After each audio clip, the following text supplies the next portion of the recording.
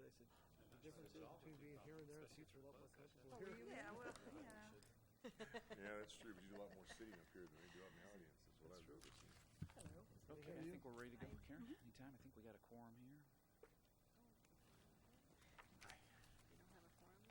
All set. Very good.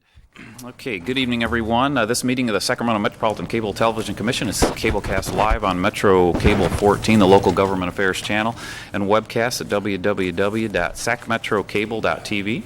This meeting is closed captioned and will be repeated Saturday, March 5th at noon on Channel 14. A video copy will be available for checkout from any library branch. Members of the audience wishing to address the board should fill out a speaker identification form located at the podium and hand it to the clerk. So with that, I will go ahead and ask the clerk to call the roll. Sure, thank you. Morin? Here. Detrick? Here. Fong? Here. McClashen? McCarty? Natoli? Schmidt for Peters? Here. Angeles for Cerno? Here.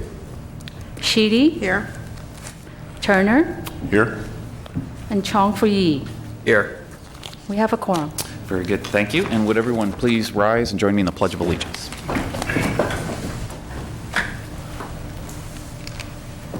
I pledge allegiance to the flag of the United States of America and to the republic for which it stands, one nation, under God, indivisible, with liberty and justice for all.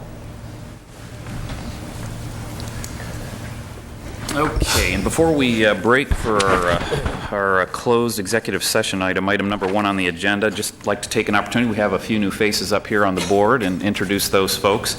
And if at the end of the meeting you'd like to say a few words. Well, let's see what we have. So starting all the way down to my right would be Mel Turner, City of Citrus Heights. Welcome, Mel. Thank you.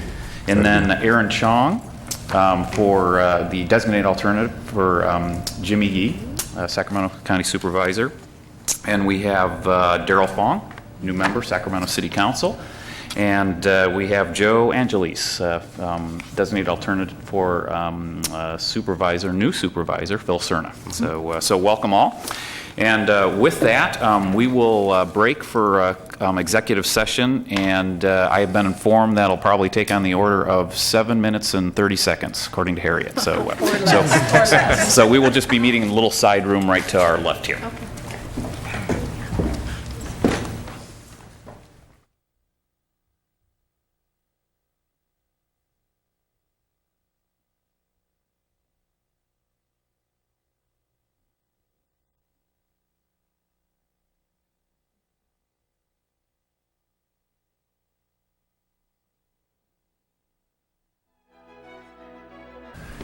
The other hand, put the jurisdiction. Jurisdiction on the side. Good. Facing the other one. It's a good thing. Okay, very good. We ready to get rolling, Karen? Is there anything to report out for item number 1, please? Any final action to report out of closed session? There's nothing to report. Okay, thank you. Okay, Karen. Next item, please. Item number 2 is the Sacramento Educational Cable Consortium's first addendum to BestNet Network Phase 2 Construction Maintenance Agreement for connection of the elementary schools to the network. Okay, I guess you get to listen to me again. So just by way of background again for our new members, 5 or 6 years ago, well, originally the cable franchise in Sacramento had a requirement for a two-way system for education. That had not been implemented, and then with the transfer of the franchise from Comcast to AT&T, and then from AT&T back to Comcast, the Commission reached a settlement with Comcast on how to implement that two-way system. And the compromise was that the Commission, the schools, and Comcast would build an institutional network, a fiber network between and among the schools in satisfaction of having that two-way system on the cable franchise. And so there were originally 2 phases of what came to be known as BestNet. The first phase connected the district offices within the franchise area and Sac State and some of the big users. The second, and that was done fairly quickly. The second phase of BestNet, which is just being completed now, connected all of the high schools and middle schools within the franchise area. So together with the district offices and Sac State and Los Rios campuses and several other big educational users. And so that system was financed a third by this commission, a third by the schools themselves, and a third by Comcast. And it's for a total cost of approximately $9 million, $3 million of which came from the commission. And in reality, it was, in doing the construction, it actually came in under budget. So there is still some commission money left from phase 2, and the commission's money was a match with the school districts. And then Sacramento Educational Cable Consortium was the school's lead entity for BestNet. And they are the same provider that does the educational channels on the cable system. When the federal government was looking at broadband distribution throughout the country, Smctc filed an application to extend the BestNet system to the elementary schools within the franchising area. And unfortunately, and the commission agreed to put in a significant amount of money for the local share for that federal grant. Unfortunately, we were unable to get that federal grant, and Smctc went back and talked to Comcast about whether there was a way to go forward to implement connecting all of the elementary schools in the franchise area to BestNet. And what you have before you today is an addendum to the BestNet agreement that would, in fact, if approved by your commission and implemented, connect all of the elementary schools together with the middle schools and the high schools and the district offices and the college campuses within the Sacramento franchising areas to BestNet. So all of the schools would be connected to a very robust fiber-based broadband system. The addendum basically says that Smctc and the schools would provide funding, the commission would match that funding, and Comcast would provide dark fiber and construction assistance so that altogether, over a 5-year period, all of the elementary schools would get connected. It would involve an obligation on the part of the commission of approximately $3 million over 5 years. And then once that system was built, that would be a system that would operate. There would be no ongoing cost to the commission. There would be no ongoing annual user fees or anything like that for the school district. And the elementary schools would be connected and have the same functionality as the middle schools and the high schools. So the proposal before you today for your consideration is to approve an addendum to the BestNet agreement that would provide for the connection of all the elementary schools, a matching grant from the commission matching to school district funds, the total funding, which would be out of your PEG funding fee, the 1% fee that's paid by subscribers, would be $3 million over approximately 5 years. And all the other terms of the BestNet agreement would stay in place. And it's staff's recommendation that we would go forward with that.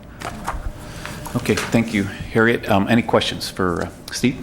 What percentage of our PEG fund is that currently? The PEG fund currently generates approximately $2 million a year.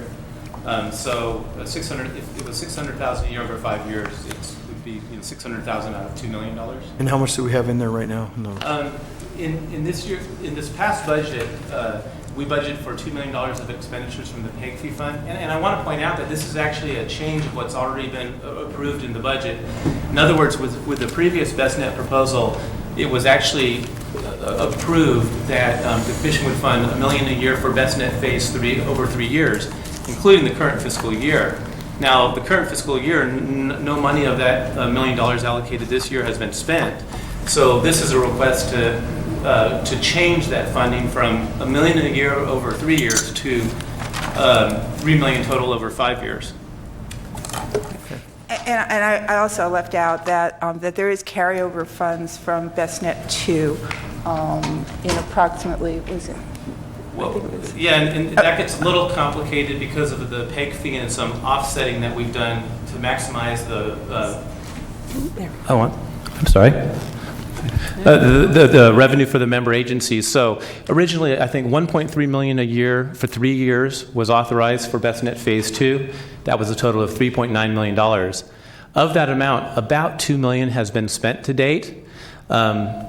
We anticipate up to a remaining $1 million will be spent, a total of $3 million, thereby coming under the original estimate of $3.9 million. On top of that, it gets a little complicated because we use the PEG fee funds to offset about $2 million of those past costs. So what you had originally funded and paid for from the franchise fees got transferred over to the PEG fees, and thereby increasing the distributions that went out to the member agencies this year and last year. Any other questions for staff? Okay, I do have a request to speak on this item. Liz Rhodes.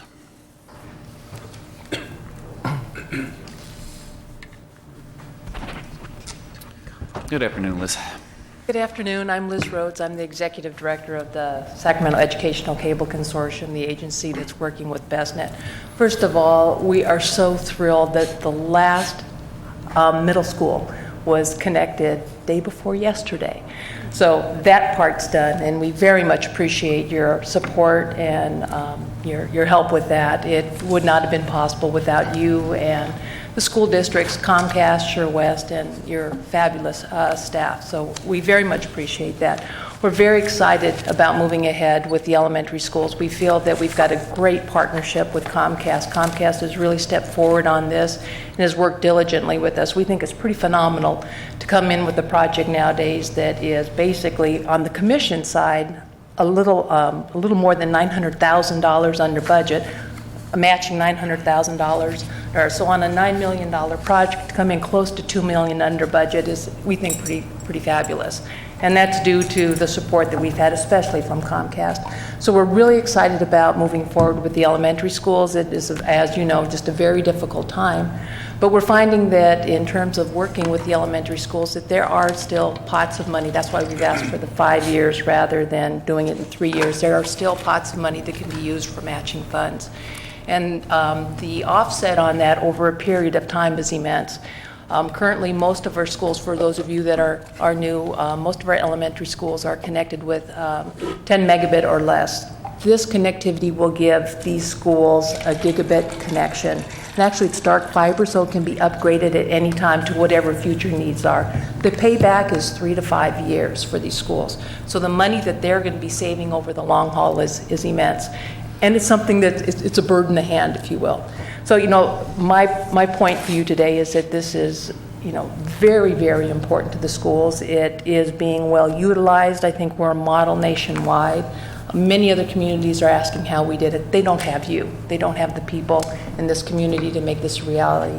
So, I do encourage you to, continue support with this, to approve this, agreement, and also to, express appreciation, especially to Comcast for all they've done to make this happen. So unless there's any questions, I just want to thank you again. Very good, Liz. Well said. Any questions for Liz?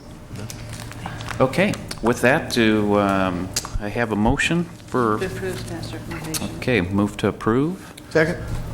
And second. Would the clerk please call the roll? Actually, we can do a voice vote on this. Let's just do a voice vote. All in favor with aye? Aye. Any opposition? Abstentions? Motion carries. So with that, move to item number 3. Madam Clerk. Item number 3 is Sacramento Metropolitan Cable Television Commission's Joint Powers Authority Review. Bob? Okay, good afternoon. I'm Bob Davison, your Executive Director. Some of you may recall, and we do have some new members, so this may be new information for some of you, but the termination date of the original commission, the original JPA, was in 2007, and this was designed to be several years after the original franchise would have ended, the major cable franchise when it was first awarded or came to Sacramento. Comcast actually is the owner of that franchise, and it gets a little complicated because of state franchising that's upon us now, and I'm going to explain that in a little bit. But anyway, so the JPA would have terminated in 2007. However, there was a provision that the original franchise could have been extended, and in fact, it was extended until about 2023. So with that, we actually had a commission that was going to end in 2007, and a franchise that was going to go to 2023. Ultimately, several years ago, I think in 2006, your commission extended the JPA to 2024, and actually all the member agencies, an ordinance amendment went back to all the member agencies, and that was affirmed. But during that time, a review of the status of the commission was required to, is the commission still relevant in the face of proposed changes in legislation and the way franchising is happening now. So included in your packet today is this review of the JPA. And basically this report examines the impacts of the Digital Infrastructure Video Competition Act of 2006. We call that DIVCA for short, so I'll probably refer to that as DIVCA from now on. Also included in this report is a discussion of the meetings that we had with all the different member agencies about the JPA. And finally, there's a discussion of the JPA, its relevance and the advantages of the JPA, with ultimate conclusions in the report. So the first thing the report does is it discusses DIVCA, which I did say was approved in 2006. For some of you new members, DIVCA was some legislation that completely changed the way franchising occurred in the state of California. Up till 2006, if somebody wanted a franchise in Sacramento, they would come to you and request it. We actually had a process in place that is very similar to what's in place statewide right now, whereas if you want a franchise, there's a simple process to get it.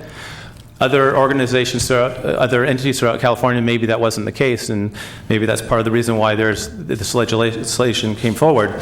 But anyway, so what happened is it did a few things. One is it took the power to award a franchise away from local jurisdictions and gave it to the state. So now the CPUC, the Public Utilities Commission, awards state franchises.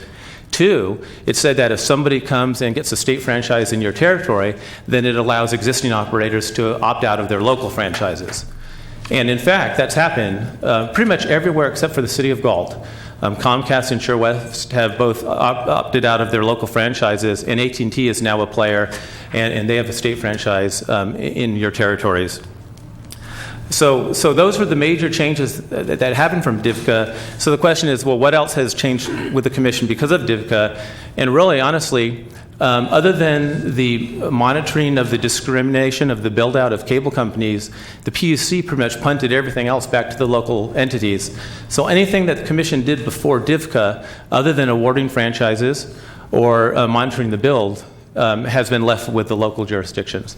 So many of the things that the commission did, in fact, awarding franchises didn't really take a lot of our time. It did every 3 to 5 or 10 years that somebody came in and asked for a franchise, but it just didn't happen very much.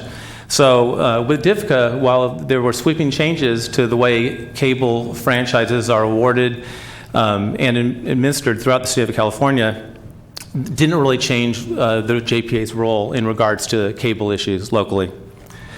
The second thing the report discusses is the JPA meetings that we had with the member agencies. We met with the member agencies. We informed your commission that we had planned to do this, and I believe you felt it was a good idea. One, to get their opinion on the JPA and the commission and whether they felt the commission was still relevant. And two, also just to meet with the member agencies, and we hadn't done that in several years. There's been a lot of new staff, both at the commission and at the member agencies. So it gave us an opportunity to just reacquaint ourselves with the member agencies. But the main issue at hand was their opinion on the JPA, and basically there was a unanimous conclusion from the staffs of the member agencies that they supported the JPA and that they preferred that the commission stay intact. We did get a lot of questions.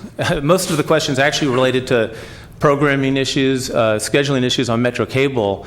We answered a lot of those questions either right at the meeting or with follow-up correspondences with the member agencies. I'm not going to go through all those questions, but they are attached to your report today, and certainly if you have questions about them, I could talk about them.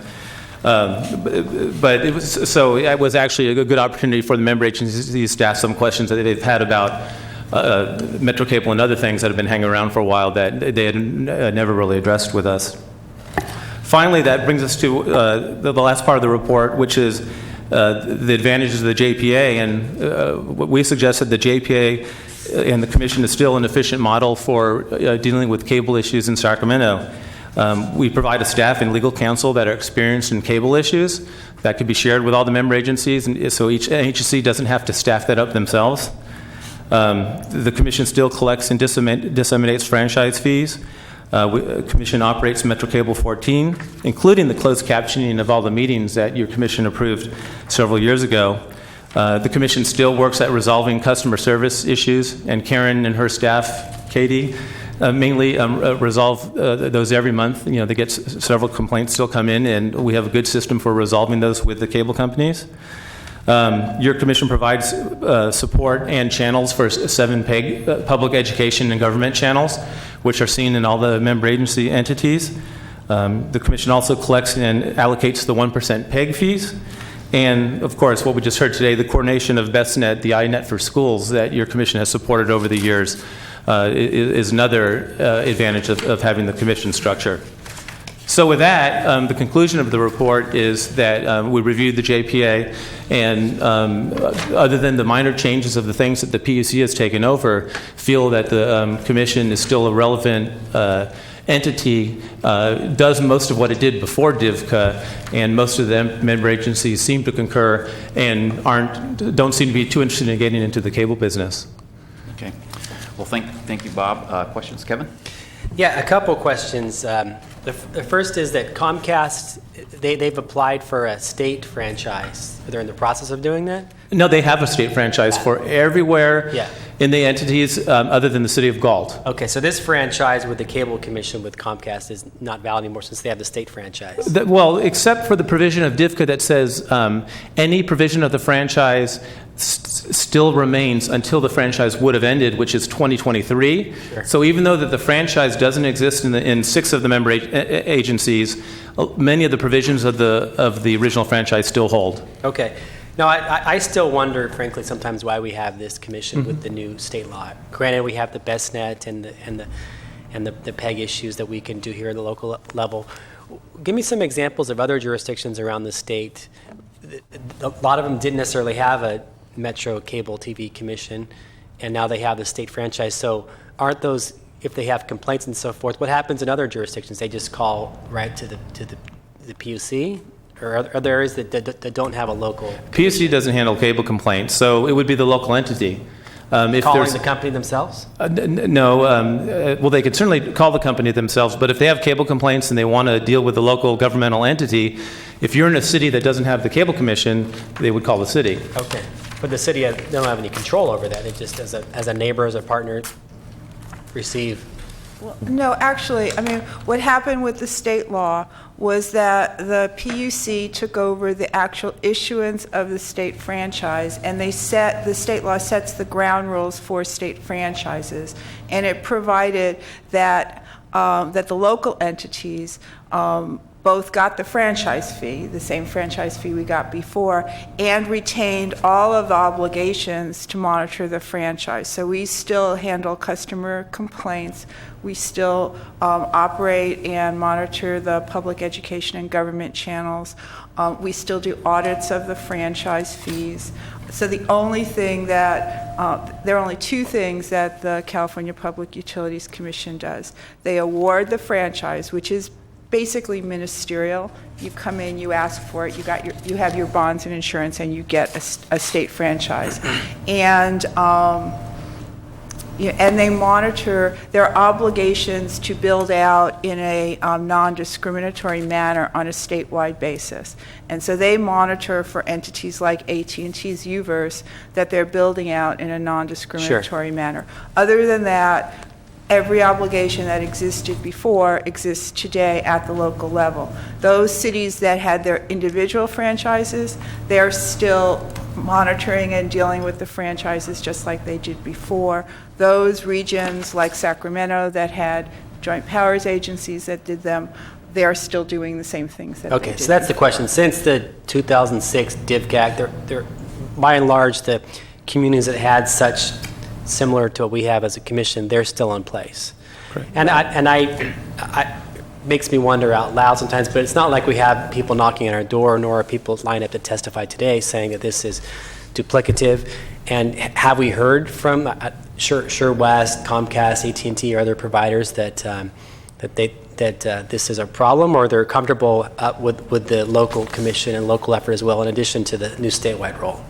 Yeah, and I didn't survey that for this report. My interactions over the past few years, I believe that they're satisfied with the commission and the access that they get, and they know who to talk to when they have a cable issue in Sacramento. They're certainly here today, so they can provide other information if they would like.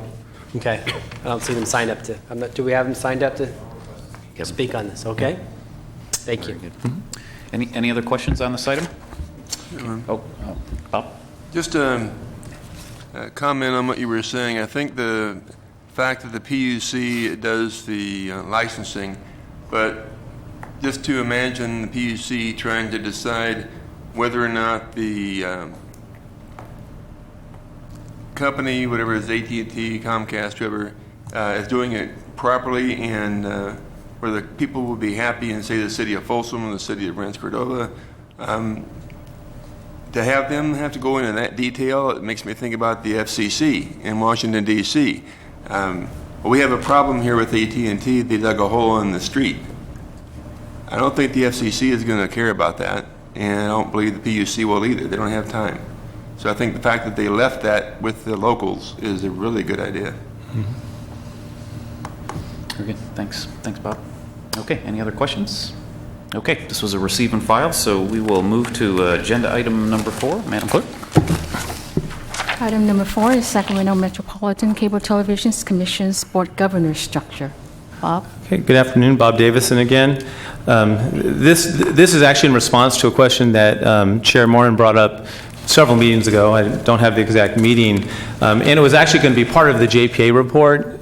It became somewhat lengthy, and I didn't want it to dominate the other report, and so we culled it out of the other report and are serving it up as a separate report. But this has to do with the voting structure of the commission. And I believe Chair Moran's issue, and correct me if I'm wrong, was that the small cities just share a vote. And so Andy has been the representative for Folsom, Galt, and Rancho Cordova for a while, and a board member, ex officio board member Garvey also comes to every meeting. And the question was is there some other way we can be structured? Is there something else that we can do? And so what we did is we looked into this question. We also reviewed other JPAs and like organizations throughout Sacramento just to provide some information. A little bit of history. The original structure of this commission included 9 members, the 5 county board members, 3 City of Sacramento council members, and 1 small city representative, because at that time we just had Galt and Folsom. When Citrus Heights Incorporated, staff reviewed, like we actually have in today's report, other JPAs and like entities in the area, and basically brought that to the then commission, and also suggested that there's a lot of different structures out there, and suggested that simplicity should be the foremost criterion in trying to figure out a voting structure. With that, it was decided that Citrus Heights, when they were added, that there was a line of demarcation between a large city and a small city, The number was chosen to be 80,000, and with that, anybody who had a large city got one seat on the board, and the small cities would still be served by a shared representative like we have today. Since then, we've had two other cities, Elk Grove, which happened to be a small city, and Rancho Cordova, which I mentioned before, but I meant to say that they were added later, and they've come on as a small city because their population is less than 80,000. With that, we have the current structure that you have before you today. Now, the attachment to the staff report shows the results of a similar survey that was done when Citrus Heights incorporated. And I'm not going to go into this in great detail, but you can see that there are many boards, and the only one interesting thing is that there's not one structure, there's not one repeated structure, they're all different. There are some similarities. Most have 2 to 5 county board members. Most have 3 to 5 City of Sacramento council members on their boards. And most have representatives from other jurisdictions, including other entities and some outside counties, depending on what the entity is. In fact, this population threshold that we have between a big city and a small city, all we found was one other city that did, was one other entity that did that, and that was the Library Authority. And they have a line, they use 50,000 as their threshold. Theirs is interesting because for every extra 100,000, they would add another seat to the board. But with that, actually, I believe each member gets a representative because I think there's only one small city under their structure. So anyway, with that, we are suggesting that there really is no need for a change to the voting structure to the JP at this time. And the main reasons are that the Commission Board have historically viewed cable globally and have respected each other's views. There are no more foreseeable major policy issues in the near future. The Board only meets 3 to 5 times a year, so it doesn't certainly meet a lot. And in the last 6 years, out of 89 voting instances, there's only been 3 votes that were not unanimous. So typically, this board votes unanimously. However, so we are suggesting no change, but if a change is desired, that's fine, and we certainly we'll take that direction. We did put some other simple things, because if a change is desired, what we would say is just like was said before when this was looked at when Citrus Heights became a city, is that simplicity be the foremost criteria.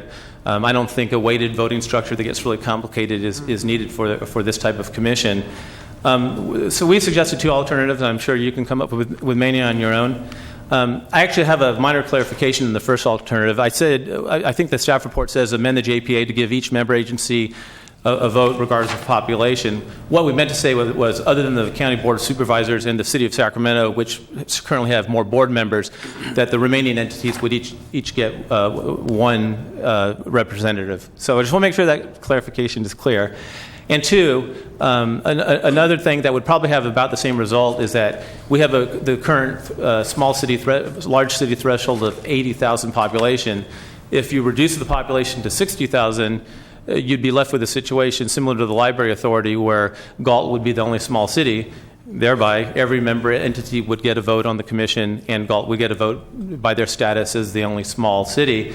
And then that would not change until if and when future incorporations happen and more small cities came on board.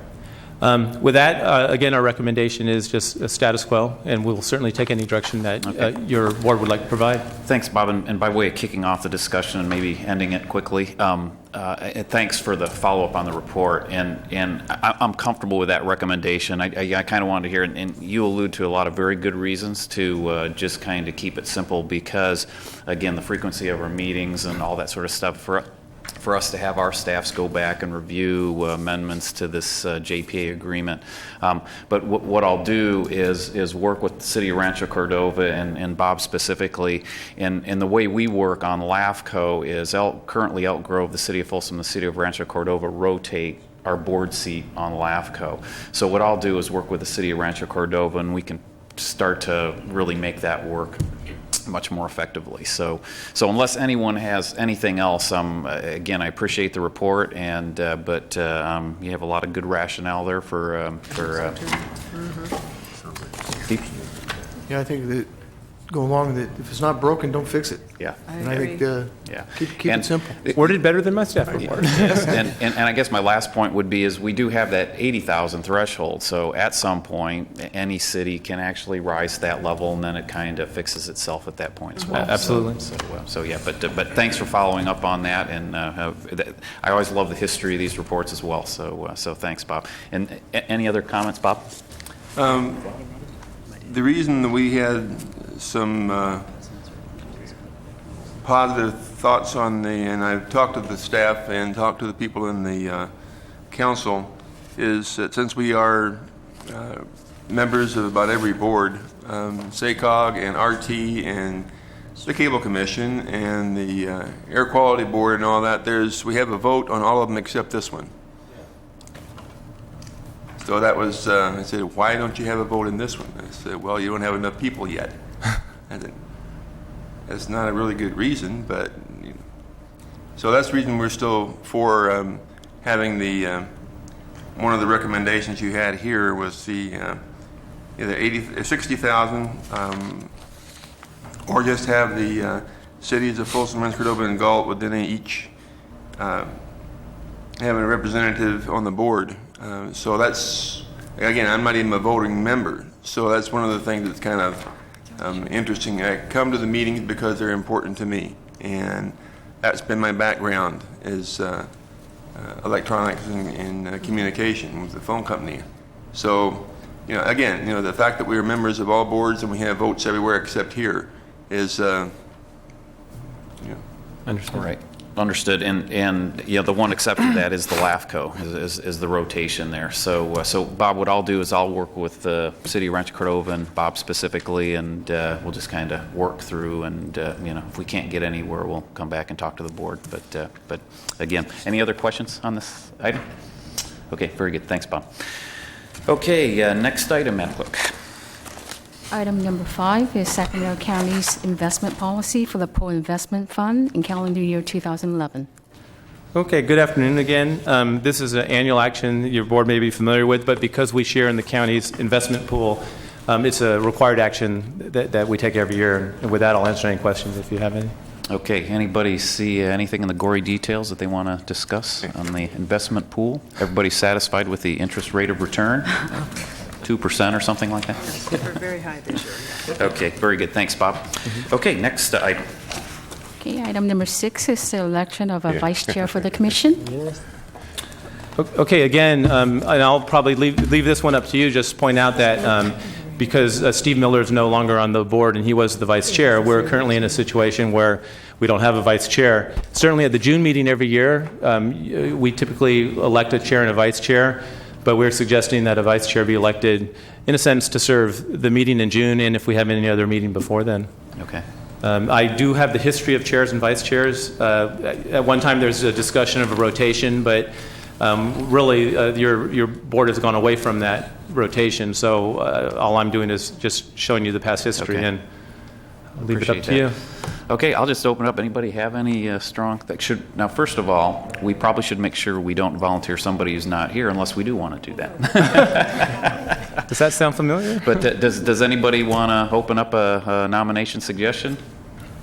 If not, I can. I have no problem serving out the rest of Miller's term. It seems that it's going to go through June, so I have no problems with that. I would have a concern about being voted chair come June, though, I'll be honest with you, just because I'm I would suggest you look at the past but- history and see how many vice chairs have become chairs. That's kind of been the unwritten assumption, I guess. But so yeah, I'm open to suggestions if we want to have Mel fill in as vice chair, with the understanding that maybe Mel serves as vice chair again the following year, and we'll nominate a new chair for June, if that kind of makes some sense as far as some thoughts going forward.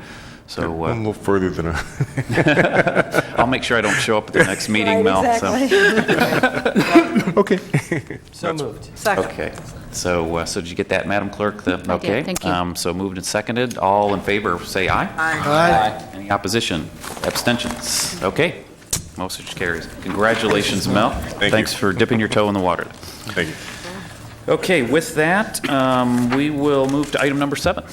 Item number 7 is an administration report from commission staff. Okay, and I have about 4 brief items that I wanted to update your board on. The first is meeting dates. We will certainly have a June 2nd budget meeting. That happens every year. We have 2 meetings scheduled between now and then. I'm going to suggest that we don't cancel those now because for legal or other reasons we might need to meet. However, it's not likely that I'm hoping that both the April and the May meeting can be canceled. So I would like to just proceed as we typically do in coordinating with the chair and letting your board members know as early as possible if the meeting's canceled. The second item, I'm working on a letter to Congressman Matsui. It's regarding the CAP Act. This is some proposed federal legislation that was actually introduced in 2009. It got stalled out for various reasons, and it's going to be coming up again. And basically, it's federal legislation that deals with PEG issues, and it provides support for public education and governmental channels. It's very in line with your commission's policies, and in fact, with my current direction, allowable direction in regards to responding to federal and state legislation. But I wanted to let you know that was coming up, and also too, because Cap to Cap's coming up, and I don't know how many of your board members would be going to Cap to Cap. I'd be happy to provide a list of speaking points on this issue for you. So what I'll do is I'll just prepare that and email it to all the board members. Thank you. If you'd like. In addition to that, I wanted to talk about franchise fees. Just to let you know, the franchise fees to date we've collected for 3 quarters. It's looking like we're about 7% ahead of last year, so that's pretty good news. There's some discussion about there could be a reverse direction in franchise fees, and we haven't seen it in this area yet. So it's nice to see that franchise fees are still healthy. Some worry about Netflix and Hulu and other things that basically, we certainly know about satellite. If somebody goes to satellite, then they don't pay franchise fees. There's other things out there that people might start, if they start dropping cable and going to some of these other things, we could see some reductions in the future. But so far, we have not seen that yet, and I did want to let you know that franchise fees are 7% so far ahead of projections.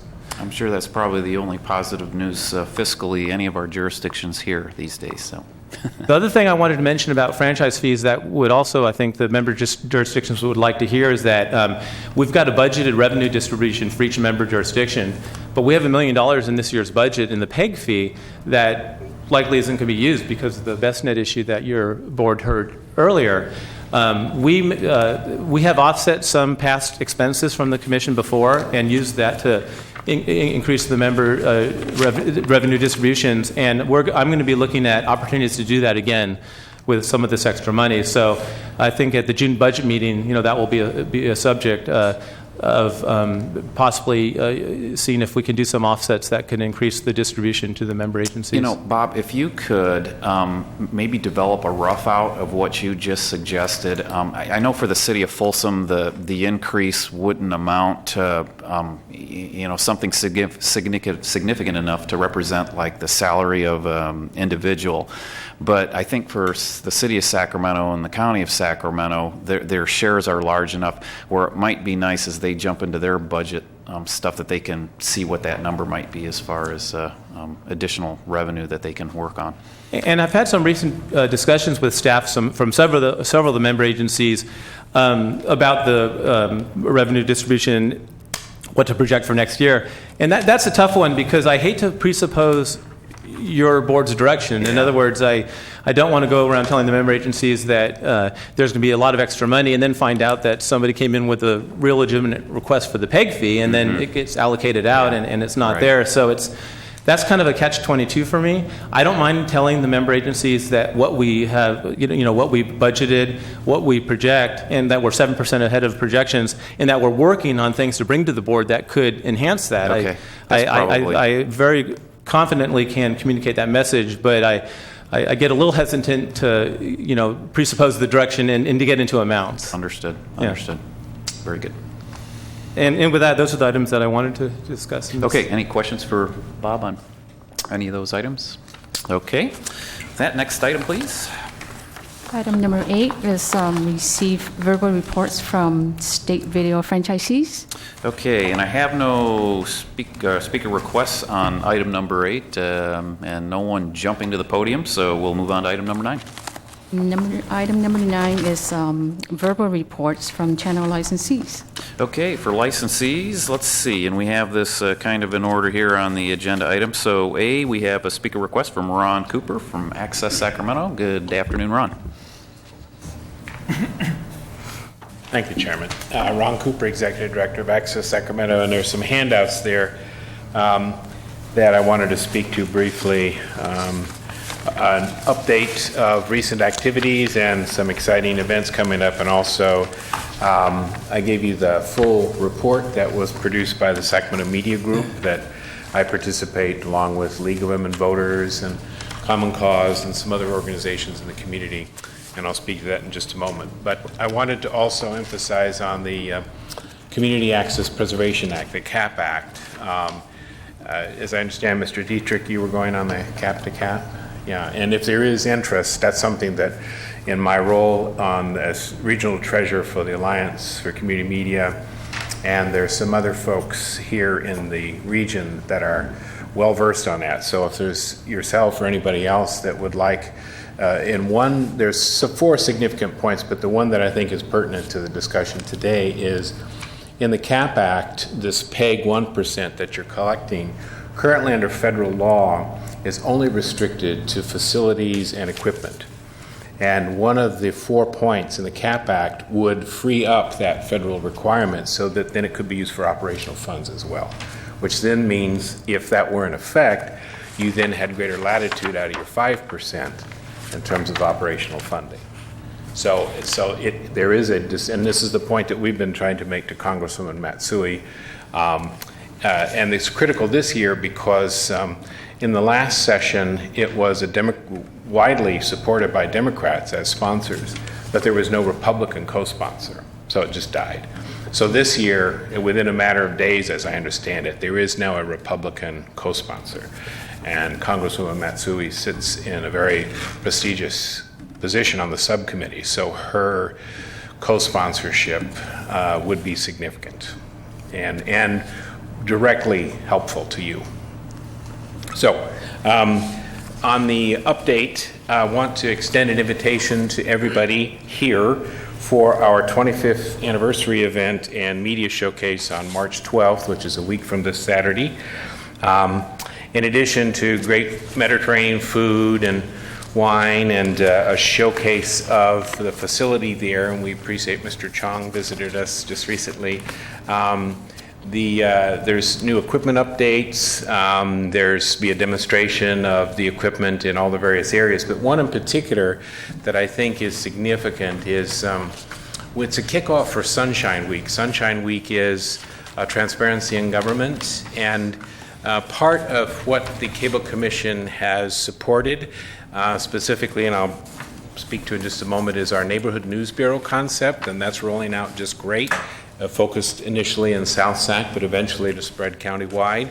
And that what we've found is this idea of community reporting is now becoming a very common tool for Access Sacramento, for your constituents, but very importantly, all major media in the area. So what we've done, combining 25th anniversary, Sunshine Week, is to invite agencies of government and major media, TV and print, to come and demonstrate their websites. So we're going to set up the auditorium there at the Coloma Center. They'll bring a projector and a Wi-Fi laptop, and then kind of at the State Fair where you go around to demonstrate Genzu knives, you would go up to Channel 3 and say, how does KCRA ask my constituents to participate in terms of local reporting and news and sending pictures of the sunset and so forth? What do you do? Because what's happening is each of these entities is handling their web participation very, very differently. How you write a news release in the 21st century is very different. So we're hoping nonprofits come. Sacramento Bee, sacb.com will be there. News 10 will be there. Sacramento Press, which is a totally online paper. So each of these, so it should be a very fascinating, as far as we know, it's unique, it's an original kind of gathering, and we hope to do it as an annual event. And we invite you to come and participate, both because it's always nice to see you, but I think it's a great opportunity to better understand how these media companies, how your government entities are using the web to interact with your constituents. And then just a brief report on the Neighborhood News Bureau.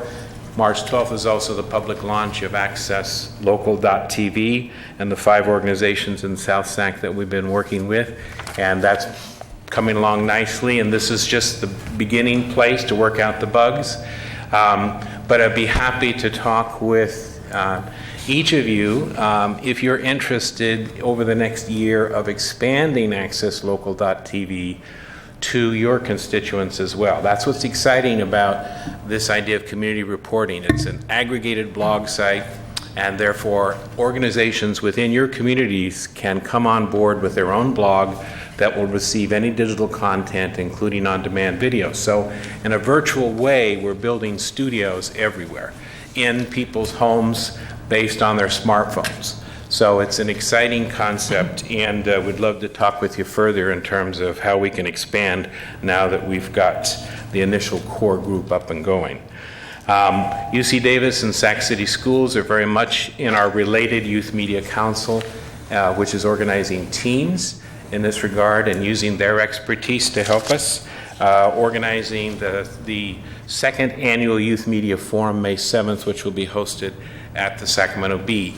So it's significant that all of these major media outlets are now looking to all of us for that help and support, and we appreciate that help from them. Getting to the end there, Ron, we got a couple of the requests to speak. Okie doke. I've given that report to you. Let me just conclude on that for your reading. This is the 4th time that the Sacramento Media Group has conducted a survey of the daily news, local TV stations, general managers and news directors about how they approach the use of the public airways during election time. So we interviewed the 5 stations that do daily news, and that's a report about how they approach providing education information to your constituents during the month before the general election. Okay. I'll stop there. Thanks, Ron. Any questions? All right, thank you. We have a request to speak from David Lowe from KVIE. Good afternoon, Dave. Good afternoon. Thank you for your time. I'm David Lowe, KVIE's President and General Manager. As a public television station, KVIE's role is to serve the public, and that means everyone, from every walk of life, from the youngest to the young at heart. We help them explore the world and community around them through ideas, arts, adventures, whether it's a front row seat to the greatest performing arts venues like Carnegie Hall, to curriculum-based children's programs that match California's school standards. Our programs engage the mind with ideas. In short, they help everyone to be more inspired, more in touch with their world, more engaged in our Sacramento community. Yet in the early morning hours of February 19th, the U.S. House of Representatives voted to eliminate all federal funding for public broadcasting nationwide. Should these funds not be restored, KVIE's budget would be choked by approximately 20%. What makes public television in the U.S. unique compared to every other form of public television around the world is actually the small amount of funding we receive from the government. In other parts of the world, the government is the sole funder. For us, we take a small investment, treat it like seed money, and leverage it many times over. We ask the viewers we serve to give voluntarily, and they do. Almost half of our operating budget is provided by more than 50,000 of our most loyal viewers, and that's from more than 500,000 served weekly. And we ask local companies, foundations, and state and local entities to help to round out our budget. And we do this not because we have needs, but because we meet needs. We meet the needs of the home daycare provider whose only training is from our daily program, A Place of Our Own, designed to provide information for those responsible for the welfare and learning of our youngest citizens. We meet the needs of the underserved preschooler, Learn Her ABCs and 1, 2, 3s through Sesame Street, Curious George, and The Cat in the Hat knows a lot about that. We meet the needs of the homebound senior and take him to a place he otherwise couldn't go, whether it's the wilds of Africa or a tour of the new wing of the Crocker Museum. And we even meet the needs of the boomer generation citizen whose musical tastes are firmly rooted in the 60s and 70s and help to serve as the jukebox of their life.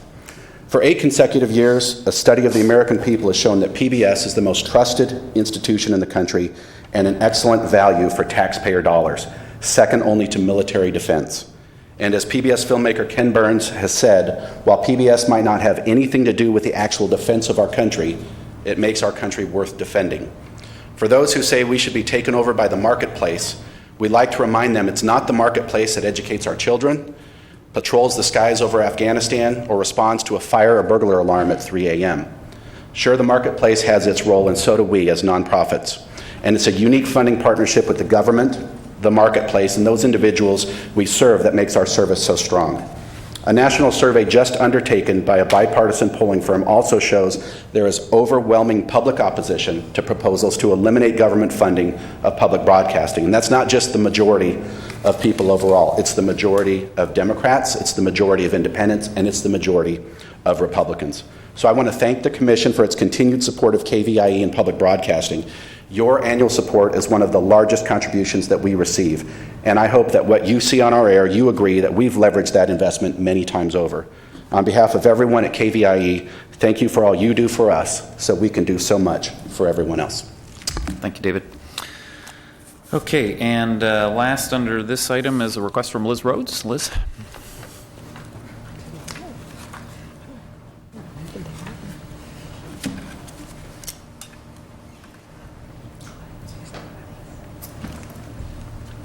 Hi, Liz Rhodes, Sacramento Educational Cable Consortium.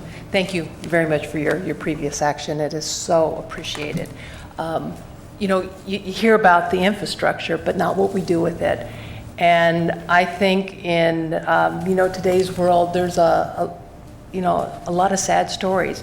And you don't often hear the good things that happen. Well, the silver lining in this cloud for education, and there is a huge silver lining, is that we're looking at ways of doing things differently. We're looking at cooperative efforts, much as your own JPA that you're talking about, rather than every member creating their own thing, the sharing that goes on. So I have something very exciting to talk about, just 2 of the many, many things that we have going that really show the sharing. One is this DVD. This is one of 7,000 of these that were made by request of all of the local county school districts. It was a program that was produced for kindergartners on, you know, what to expect. So this is actually translated into 3 languages.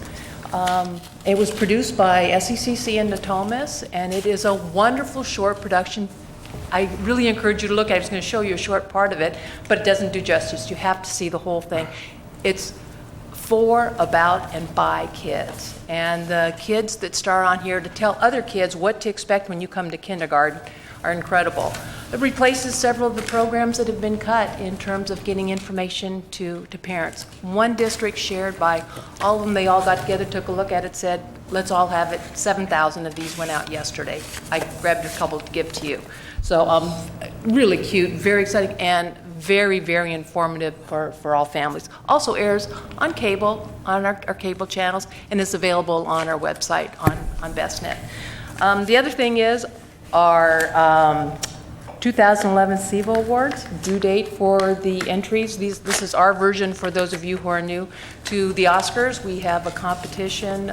We had over 1,200 students and parents and teachers attend last year at Sac State.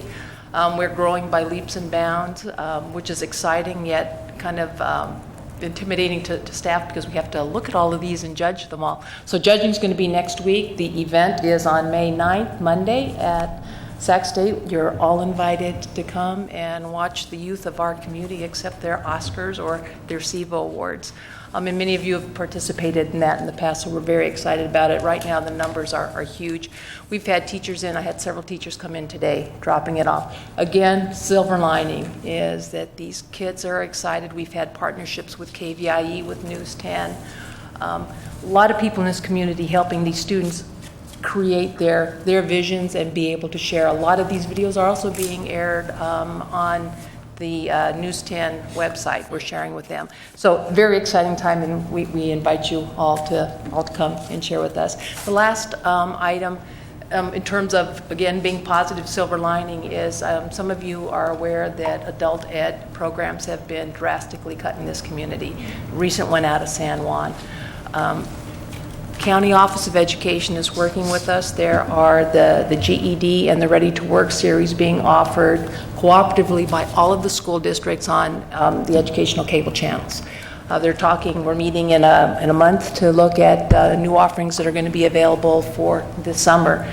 But there is a real strong push to keep that all in place as much as possible so that when funding does come back, we're not starting from ground zero, and that there is a way to serve the community still, especially with the GED. And districts working together to make sure that the GED test is available to, all districts, even though some districts have just totally eliminated that program entirely. So again, a nice thing because of what you do and because of cable that we're able to continue that in some form. Not as good as it was in the past, but at least it's still there. So thank you. All right, thanks, Liz. Okay, that's it for item number 9, and on item number 10, I have no requests to speak on any items not on the agenda. Any board member comments before I adjourn? Okay, welcome new folks, and we'll see you again in a few months here. Meeting adjourned. Thank you.